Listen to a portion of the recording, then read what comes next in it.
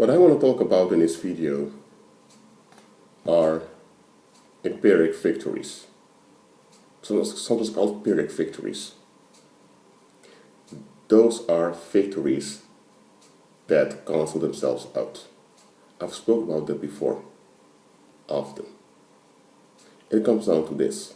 There are times we get upset and we want a change in a situation.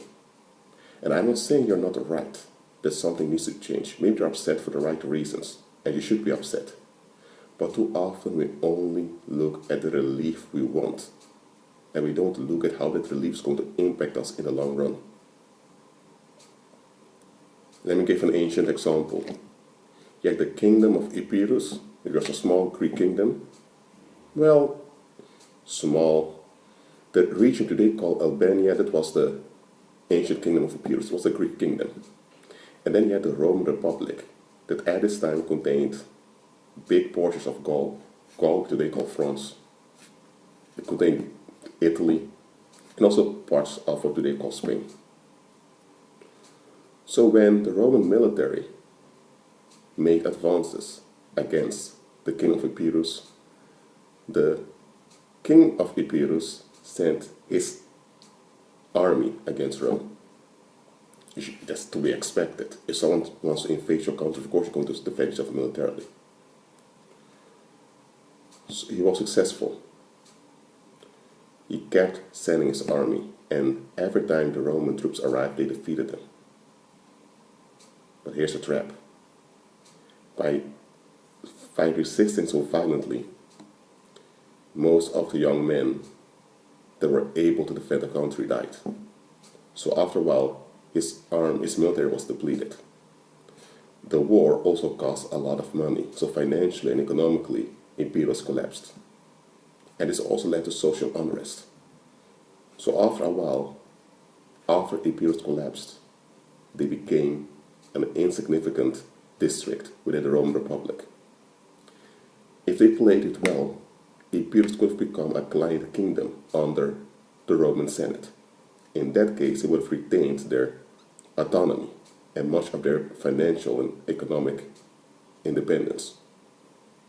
Just like the kingdom of Thracia did, and some other kingdoms. But because they didn't look at the bigger picture, they lost everything. Now I know that the rulers of the world back then already were Apollonists. So the king of Epirus, as well as the Roman Senate, they had this planned out. Those elites all worshipped Apollo. They were one big Greek god. But the people, the society, thought it was real. But that war itself was a hoax. It was the action-reaction solution. Action, Rome makes military advances against Epirus. Reaction, the people don't want it. So the king and the people fight against them.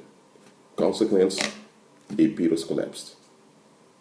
And nobody wants to live in a chaotic society because things don't work. So the solution, they become a district of Rome. And being a district of Rome was the outcome that both the elite of Epirus as well as the elite of the Roman Republic both wanted. But from the perspective of the people, it was a dumb decision to support this militant activism against Rome. Because remember, Rome at that time already had most of the Western Mediterranean, and Epirus was a small kingdom in the east of Mediterranean. So they needed trade in the Mediterranean to survive economically. So it wasn't wise to deal with Rome in such a way.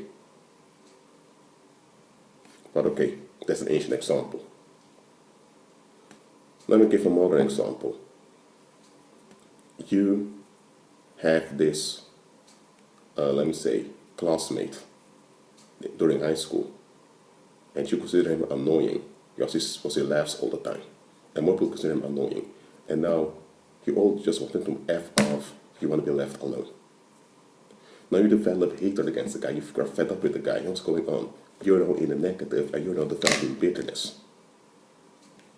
So after a while, the guy changed to another school. You think, oh, it's over. No, it's not over. You have bitterness now. You have heaviness in you. And sooner or later, someone's going to trigger that bitterness. And the bitterness is going to come out in a very ugly manner. And then you need to face yourself. Now you need to deal with the damage in that situation. And you need to realize now that you caused it on yourself because you developed bitterness, you developed a will against someone else. But if you would have looked at the bigger picture, you would realize, hold on a minute, having this will against this classmate is not going to be worth it in the long run.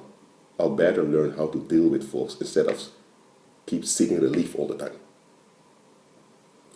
Christ said it this way, you need to count the cost. He talked about if you want to build a military tower, you're going to check your finance to see if you can finance the project, or else you would begin with the project and you can't finish it, you can't complete it. And when you can't complete it, the people around will begin to mock you, saying he began something that he can't finish. Or if you wanna fight a war against someone militarily, you're going to check whether you can use 10,000 to defeat 20,000, or else you would begin with attack, and halfway you would have to send a messenger asking for peace. And Christ said that in the context of deny yourself, pick up your cross and follow me. Now, what Christ said there, deny yourself, pick up your cross and follow me, it has been abused and misused a lot in pagan Christianity.